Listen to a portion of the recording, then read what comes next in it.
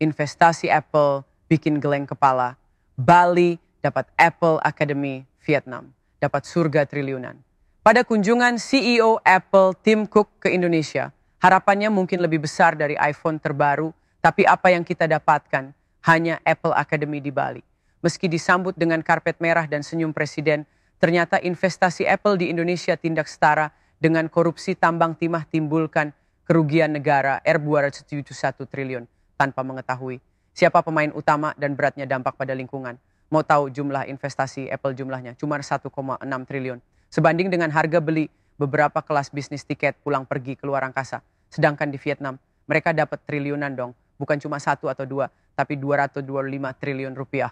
Vietnam benar-benar dapat jackpot, sementara kita mungkin cuma bisa iri sambil makan martabak manis YJ dibungkus dengan kertas koran. Meskipun Vietnam punya populasi lebih sedikit daripada kita, tapi mereka bisa bikin Apple tergila-gila sampai menciptakan 200.000 lapangan kerja. Luar biasa, Vietnam memang seperti magnet bagi Apple, sementara Indonesia masih bergumul dengan kartu Indonesia bingung. Di Vietnam, Apple punya 25 pemasok. Lebih banyak dari jumlah cangkir kopi yang kita minum setiap hari. Foxconn, Goertek, Lockshare, dan lain-lain. Kayak bintang tamu di acara Vietnam's Got Talent. Bahkan Foxconn rencananya mau pindah pabrik dari Cina ke Vietnam, sementara Indonesia. Kita masih berharap Apple bisa mampir ke sini. Mungkin nungguin lebaran ayam. Sudah pastilah kondisi politik dan citra negatif jadi penghalang serius buat kita. Media luar negeri ngeliput aja terus tentang masalah-masalah kita. Sampai-sampai kita jadi bahan tertawaan dunia.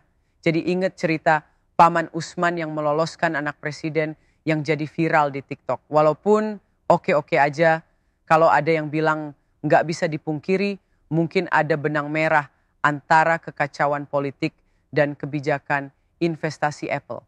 Jadi gimana nih Indonesia? Kita harus jadi lebih menarik lagi. Bukan cuma bagi turis-turis yang pengen foto-foto di Bali, tapi juga bagi investor-investor yang pengen nerima ROI, return on investment, yang nggak bikin mulus perut mereka. Ayo semangat, kita pasti bisa bikin Apple jatuh cinta sama Indonesia. Lebih dari sekedar nasi goreng dan rendang. Stop korupsi kolusi nepotisme. Sekarang juga bro and sista, stay tuned guys.